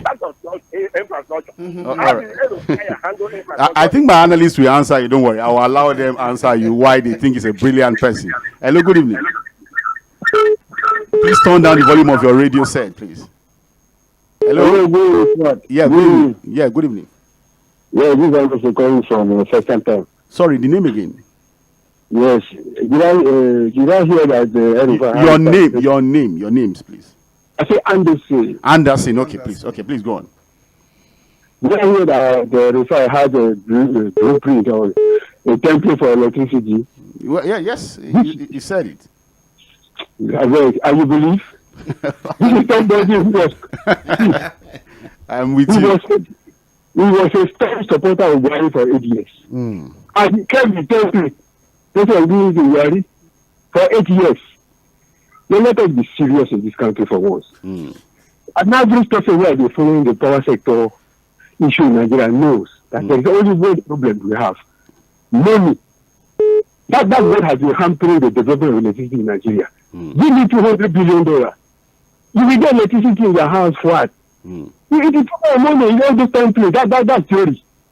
If you want to talk practical, I can tell you that I can even listen to the president of the Senate. The Senate will go to our Bible. He built a power plant. He built power plant at Ikot Abasi. It is there. Working here. Then when his successor came, he built the gas plant. It is generating electricity to the national grid since 2017. It is there practically. It's not on Joe Airline or those things. So I can listen to somebody like that, not somebody who blew paper and say he wanted to revolutionize the power sector. I understand where you're coming from. All right. So thank you, Abed. All right. God bless. He doesn't even believe that there's any template. All right. Hello, good evening. We'll take this call and then I will start reading out the messages on our Facebook platform. Hello, good evening. Hello. Hello. Hey, far side. Good evening. Good evening, somebody in the studio. Good evening. You have Ambassador Musba here from Wish. Okay, Ambassador Musba. Yeah. I want to agree with one of your guests who said that El-Rufai is only loyal to himself. That's fantastic about him. That's El-Rufai for you. And I want to tell you, also talk about Kaba in President Bola Ahmed Tinubu. I want you to know one thing. The head of the Kaba in Bola Ahmed Tinubu government is Bola Ahmed Tinubu himself. Okay. Take it or leave it. Look, this time around there is everywhere. The only first light he has is the chief of staff. That's the first light. Now, for you to do something differently in this government, deputy, you should pass through his table.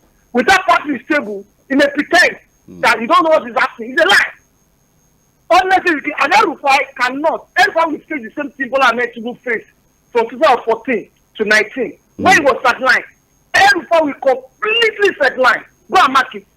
To me, because they know the kind of person he has. And in the Edo State, let me tell you, Alpha Lotobana, you know, Shuiabu play a big role for Obaseki to become governor. He played a big role. Who's Obaseki? Shuiabu everywhere. Carry youth, carry all out. Now, he will not, Obaseki will never allow Philip to become a governor. He will do everything to stop him. All right. And moreover, both of them will lose out. Okay. Look, Yahoo is there. Medical is there. He go play out. We'll see what happens in those states. All right. Thank you, Ambassador Misbah. All right. Let's take some of the messages from our Facebook platform. We have Shepherd Nwaize, who is saying, "Beloved Mainland FM, I'm happy for your weekly education on political field. The truth is that what is important to Nigerians now is food on the table of Nigerians. Meanwhile, I appreciate your quality analysis on Mr. El-Rufai. He also says, the wise should listen to El-Rufai whenever he speaks. He speaks the mind of a particular group in northern Nigeria. Mr. El-Rufai is the future president of Nigeria from the extraction. If, okay, all right, we have Kayode, I think the same Kayode that I called earlier. He's saying, analyst and side, take it or leave it. There are many people who, no matter how highly placed, intelligent, when you make one mistake, power that can be cancel you out. Exactly what is happening here. Let's speak the truth here. They don't want El-Rufai around anymore. They don't even want to talk to him anymore, given all those security reasons. Whether he likes it or not, he's being put aside because they don't want to deal with him anymore, my opinion. Well, I don't know.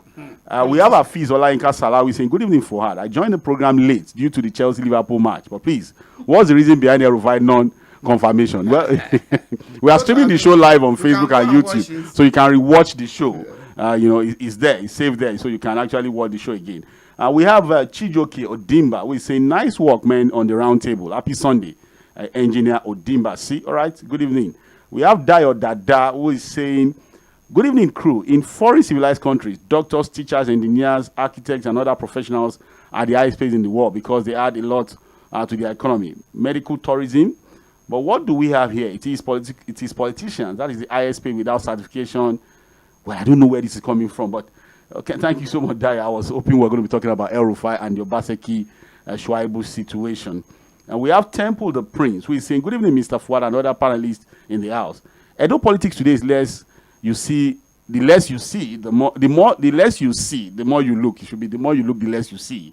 And from the state and the political permutations and calculations, it's not going to be simple like mathematics, because LP will finally be the decider come 2024 when election will be held. Labour Party in Edo State, I don't know. The optics have changed. The optics have changed, right? Okay.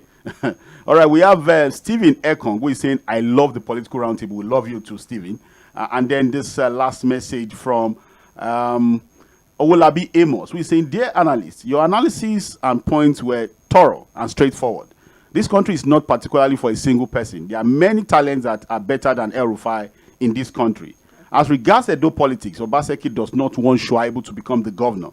That the governor was not aware of his deputy going to court is a lie. He didn't say he was not aware he went to court. It's about his intention to become governor. He accused the deputy governor of manipulating the NYCN Edo chapter to favor his ambition to become the next governor. Sir, Philip Shuiabu really stood his ground and sacrificed a lot to give support to his boss. The treatment from the governor is uncalled for. Nice work you are doing there. Happy Sunday. Happy Sunday to you too, Amos. 09136000410. 09136000410. Yes, Mr. Curtis. I think Philip Shuiabu will learn the lesson that no matter how young your child is, when you put him on your shoulder, okay, he becomes taller than you. Don't forget that when he changed camp from Oshomole to Obaseki, Obaseki also, though the beneficiary, understood that Philip Shuiabu can also change camp from him to another person. So why do you want to empower such a person? Why don't you go and look for a neutral person that will take instruction from you? And you will, so you think Philip cannot win the battle against the governor? I think it will be very difficult, because you see, unlike in other parts of the world, that you are president or governor in your state, doesn't mean you are the leader of the party. You cannot influence what happens in the party. Yes, you cannot decide for the voters. Look at all the campaigns that President Obama did for Hillary Clinton all over the United States. He was roundly defeated. Yeah. In fact, most governors in their states cannot even determine who will succeed them, because it's a caucus arrangement. You have to go all over the state and campaign, and ultimately the people will choose. But the system that we have here is that the governor is at the top, and he controls the delegates from the local government. Look at what happened in Kogi.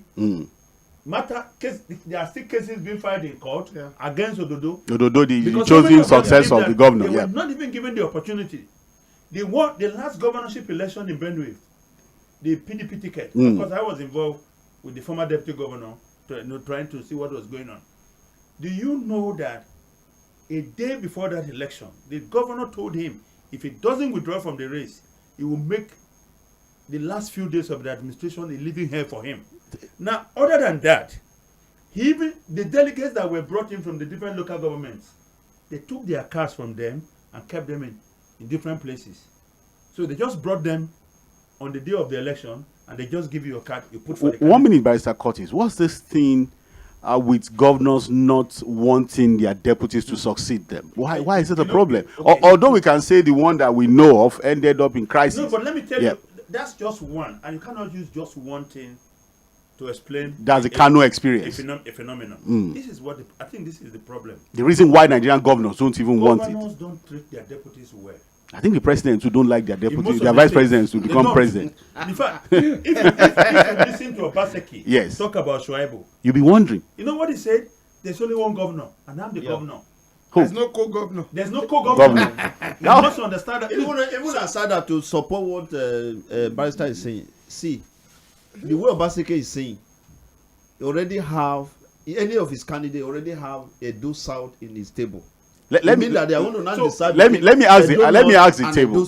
Do you think that less than 2 years to the next election, we are talking about serious politics now, Obaseki does not have a successor in mind already? No, he did. He might have more than one. But he has an idea. But he said he's not thinking about it. Let me tell you something. You know the problem, The problem is that because of the way they treat their deputies, they're also scared that if the deputies get to power, there will be time for revenge. And there will be revenge, and that they won't be able to control them.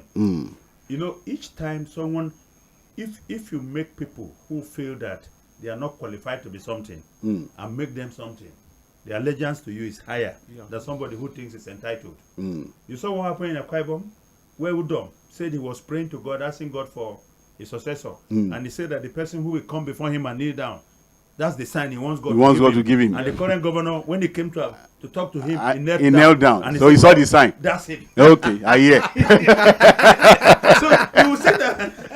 I hear you. When you go for people, you have to kneel down. When you go for people, didn't we see a senator kneeling down for the governor in Kogi State? And that man was executive director of a big bank. In fact, at that point, he became managing director of a bank. And he had to kneel down for the governor. So, you see, because you need the position. 09136000410. Everybody likes free money now. Hello, good evening.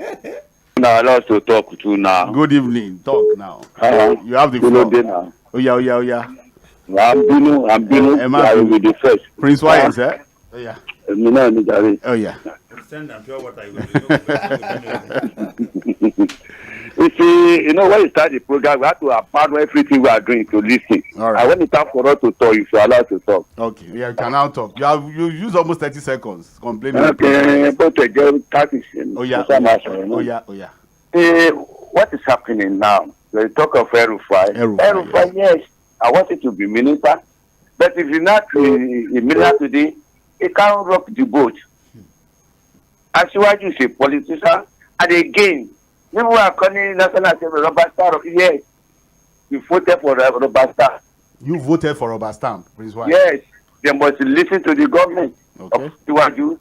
They must do the bidding of Shuiabu. After then, table down to the minister. It means they are not rubber stamp now. Prince Wayans, I'm listening. If between the interest of the people and interest of Shuiabu, which one do you think the assembly should? We're about to vote. We vote for Shuiabu, president of Nigeria. Okay. A constituency voted for a senator to represent them. Represent the people, yes. To represent them at National Assembly. Yes. And now, if Shuiabu fail today, the government has failed. And want Shuiabu to see, and they have a plan for Nigeria, he can pay for Nigeria, we get his manifest. So, if senator was there fighting the president, not ready to serve the country as the president, it will fail. When people are talking of Saraki today, Sakati betrayed the party, and then of the day, they did not achieve anything for Nigeria. They are just fighting. All right, Prince Wise, Edo State. That has been cooperating with the president to make Nigeria better. That's what I need. You can call it any name, Robert Stamp, Robert Stamp, but you need a National Assembly that will make Nigeria. At least that has a stamp. What do you say? At least that has a stamp. A National Assembly that has a stamp. No. All right, Edo State. Do you have anything on Edo politics? Edo politics, let me tell you. 30 seconds, please. Why? Obaseki as a man. So, in fact, he wants to become godfather now. But was fighting against godfather then. Now, Philip Shuiabu now, he now see the red guy now. The man he fought for, now, he talked to his godfather at home. He now go outside to support the Obaseki. Look what Obaseki doing now. What the government say, somebody should not succeed me. Are you one of this day? Let me stop right there. All right. Thank you, Prince Wise. Let's quickly take these two messages from our Facebook platform. We have Benson Richie who is saying, good evening, my good people in the studio.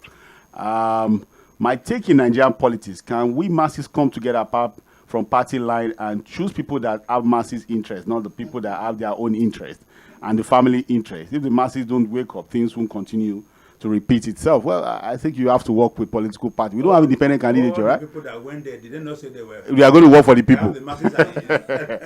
All right, we have Akorede Olariwaju who is saying, you guys are doing an amazing job. I'm enjoying the analysis. Thank you, Olariwaju.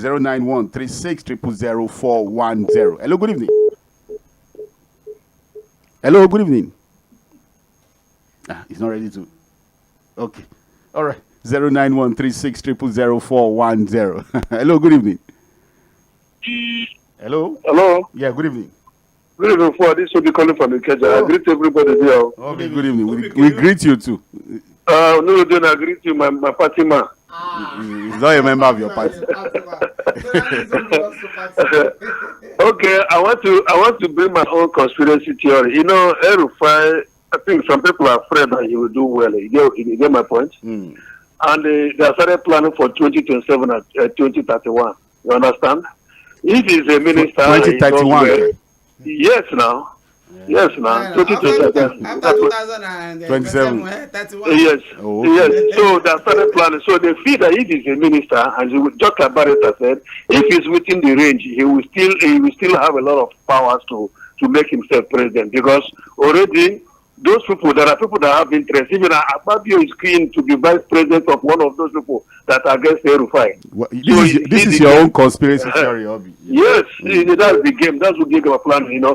And for people that are praising as well, that's why they praise the Buhari. We're all in the game. Obi, Edo State. Anything on Edo State? No, Edo State, no problem. Okay. Don't have anything. All right. You are happy with what is happening there? Yes. All right. Okay. Thank you, Obi. 091-36000410. Hello, good evening. Hello, good evening, sir. Oh, good evening, Lawal Taufik. Thank you, my brother. I'm calling from Surulere. I know. Please. Okay, Joseph, I agree to. Good evening, sir. Everybody. We greet Good evening, sir. You see, all these are people from El-Rufai to Obaseki, which is the interest of mercy. It's not like their own. Look at all the 8 years of El-Rufai in Kaduna, problem here and there, trouble here and there, and no one care about it. So we are watching them. Concern Edo, you know the same thing happen in my state or your state. They have to remove the deputy. I just want Philip Shuiabu to cool down, like my vice said there. Just be a party man. If it is here, it's well. Not to God. If I make any move, you don't go to meeting for him. Thank you. All right. We take the last call for the evening, and then we conclude by taking the message on YouTube and Facebook, and then allow the analysts to. Hello, good evening. Hello, good evening. Yeah, the last call for the evening. This is Kennedy from Mission. Okay, Kennedy, please go on. Good day, Fuad. Yeah, good evening. And the panelists. Good evening. They've dealt extensively with the two issues tonight. On the point of El-Rufai. For El-Rufai, is an issue of what goes around comes around. El-Rufai have so many enemies. If you are in Shuiabu's shoes, if you watch the interview granted by Senator, what this? Is it Sonny? Sonny, thank you for reminding me. Will you be comfortable and trusting the confidence El-Rufai when it gives out very salient and feasible examples?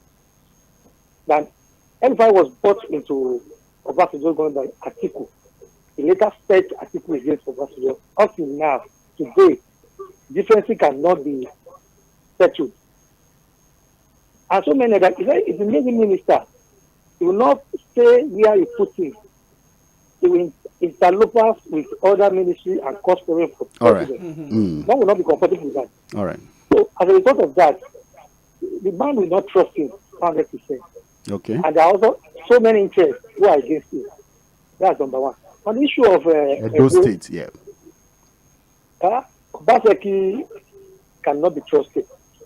He was saying that he didn't want to impeach Shuiabu. Shuiabu is a smarter guy. He's an intelligent guy. He has seen all the handwriting on the wall. That's the move the man wants to do. He quickly went to court and stopped it. Looking at the speaker, what the speaker of the State Assembly said, even for the mere fact that Shuiabu went to court, that can be used against him. It's an impeachable offense that can be used against to impeach him. There is no smoke without fire. All right, thank you. We have perfected his plan to remove that. All right, I think we are running out of time. I think he's made his point that, Obaseki cannot be trusted, and Felix Shuiabu is just playing smart politics, defending his own interests. I take this message from Facebook, and then I'll allow the analysts to have their final take on the show this evening. We have Unwundu Austin saying, "Good evening, Fuad. Please, is Festus Keyamo truly a minister representing Delta State? He's a diaspora minister. We don't know him in Delta. It's a minor for us in Delta State. Austin from Lagos. Well, I'm not from Delta State, but I know he's from Delta State. And he's one of the ministerial nominees. He ran to be governor in the state. In the state, so but Austin, I'm sure he's from Delta. I say they don't know him. Well, anyways, your final take by Mr. Curtis, 30 seconds, because we need to go. Well, I think I'm praying that we have more conflict. We have less conflict in our politics, and that even if we're going to have conflicts at all, it should be the size of budget for water, for road, for hospitals. Things that concerns the people, the welfare of the people. Not about who gets what all the time. All right. That's the conflict. Thank you, Mr. Curtis. Joseph Olorun, your final take. 30 seconds. Yeah, on El-Rufai, I want the president to sit with the lawmaker, that's the Senate. And they should be more diplomatic so that if there's anything you want to achieve through them, it will not be like the way it's El-Rufai versus we'll still talk more about Edo politics. Don and Edo, people should be count their brothers. Okay, they will resolve their issue. No, in 30 seconds. Well, final thing. Well, for me, I think the ministers are on ground now, apart from the other three. There were 45 of them now. I think the president should try much as possible within now and the next 30 days.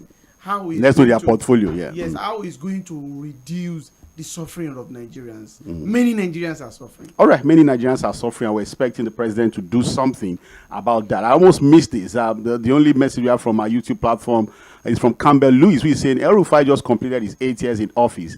Can the guest give us the data about the state of education in Kaduna? I mean, the rank of Kaduna State in WAEC, University of Kaduna, and healthcare etc. We'll still discuss all of that. But this is where we call it a day on the show, Political Roundtable, Mainland 98.3 FM. My name is Sahid Fuhad. Let's do this again next week.